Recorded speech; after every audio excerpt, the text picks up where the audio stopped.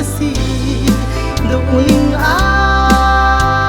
khát khao kan si tilo ka ring nun mang cha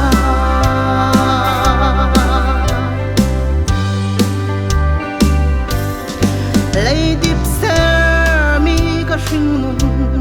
na chua na hun na du thi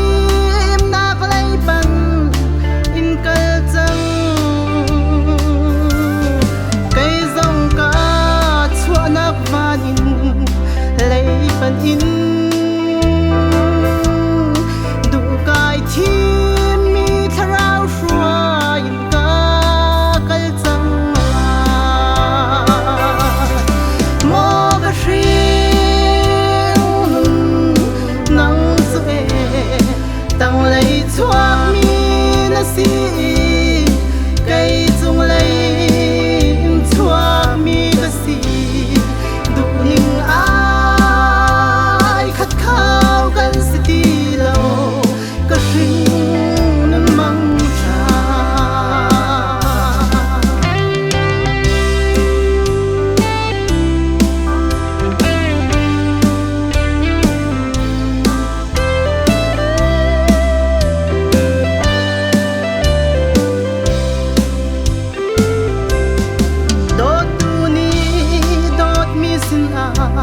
đốt na bahal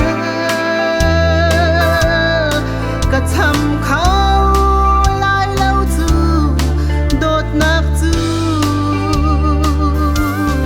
siman se lo kanum na kling lâu hi na du ning manok a boy pa na sin kan